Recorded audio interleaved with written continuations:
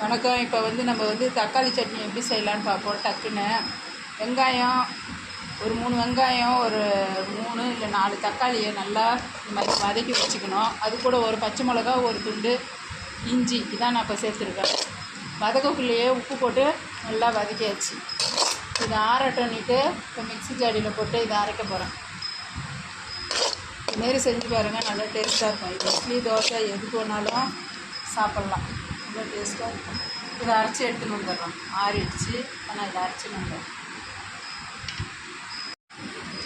நம்ம வெங்காயம் தக்காளி சட்னி செய்யும்போது உப்பு போட்டு நல்லா அப்பயே உப்பை போட்டு நல்லா அப்படி வதக்கி விட்டோம்னா சட்டுன்னு இந்த வெங்காயம் தக்காளியெல்லாம் வதங்கி, இந்த தக்காளி பாருங்கள் எப்படி நல்லா குழம்பு நல்லா வதங்கி போச்சு.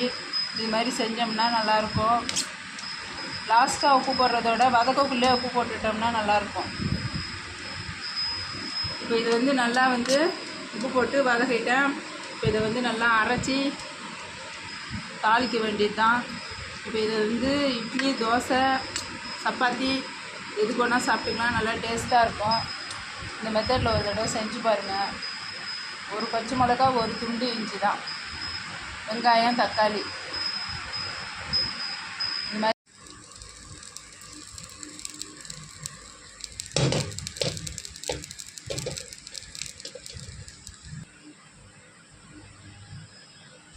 இப்போ மிக்சியில் போட்டு அரைச்சி எடுத்துன்னு வந்துட்டேன்.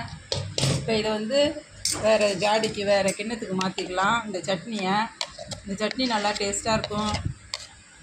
இட்லி, தோசைக்கு இன்னும் நல்லா சூப்பராக இருக்கும். இப்போ சாப்பிட்டிங்கன்னா சப்பாத்திக்கும் நல்லாயிருக்கும். இதுமாரி செஞ்சு சாப்பிடுங்க.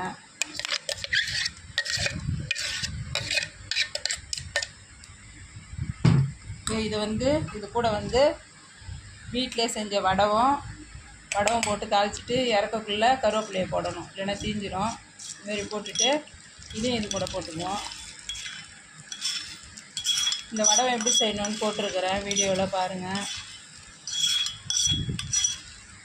இது மாதிரி ஒரு சட்னி செஞ்சு சாப்பிடுங்க, நல்லா டேஸ்ட்டாக இருக்கும். இட்லி, தோசை, சப்பாத்தி எல்லாத்துக்குமே சாப்பிட்லாம். அதுமாரி செய்யுங்க. நன்றி, வணக்கம்.